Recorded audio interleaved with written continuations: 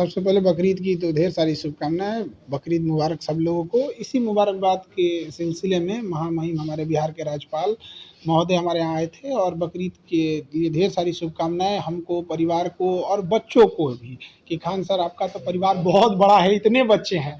और उसी क्रम में उन्होंने कहा कि हमें क्लासरूम देखना है। तो जब वो क्लासरूम हम बस ऐसे दिखाएँ उनको तो कहे कि अब हम अंदर जाएँगे क्लासरूम में।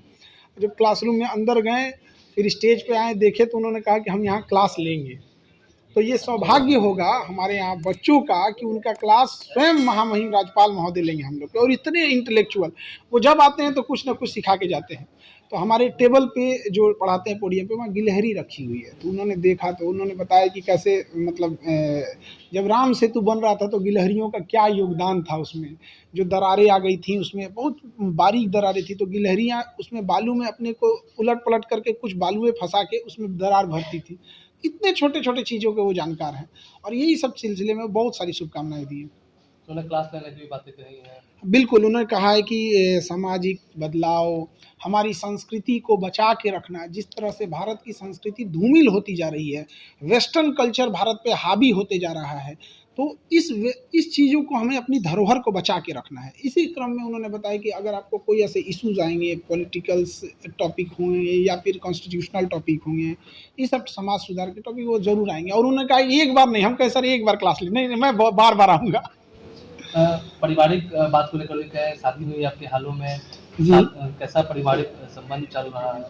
सब चीज़ एकदम ठीक चल रहा है। और हम तो इधर पठन पाठन में व्यस्त हैं, अपने काम में, वो अपने काम में व्यस्त हैं। देखिए, अभी इस मैटर पे हमारी महामहिम राज्यपाल जी से भी बात हो रही थी, तो उन्होंने भी कहा कि इंसान की संवेदनशीलता मर चुकी है। एक 9 साल की बच्ची का जिस तरह से रेप करके वो घसीटते हुए आई है बेचारी, और एम्बुलेंस में बैठे-बैठे, मतलब आप एक डॉक्टर से भी कहते हैं कि आपका पेपर वर्क और ये सब चीज़ें बाद में होती हैं, आपको प्रायोरिटाइज़ेशन नहीं दिखता है कि बेचारी एक बच्ची है, मर रही है। अब आप देखिएगा बेड है कि नहीं है, तो फिर क्या संवेदनशीलता रहेगी। और समाज को एक लेसन की ज़रूरत है कि ऐसे लोगों का सामाजिक बहिष्कार। उस देश में आप क्या कल्पना कीजिएगा जहाँ बलात्कारियों को भी बढ़िया वकील मिल जाते हैं, बढ़िया वकील।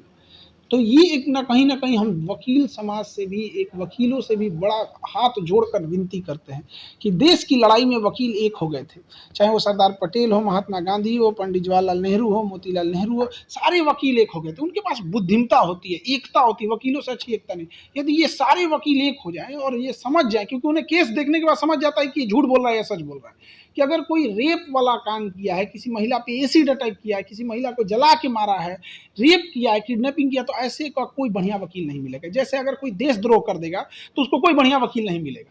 तो इसे देशद्रोह की श्रेणी में इस तरह से रखना चाहिए ताकि उससे समझ में आए कि हमको कोई वकील नहीं मिलेगा। अगर बढ़िया वकील मिल जाएगा तो बचा के निकाल ले आता है। गवर्नर ने भी चिंता व्यक्त की है बहुत। वो हमसे कह रहे थे कि हम आपसे क्या ही बताएं, वो मतलब बहुत ज़्यादा चिंता में थे इस चीज़ को लेके, और कह रहे थे कि समाज कैसे इतना असंवेदनशील हो सकता है।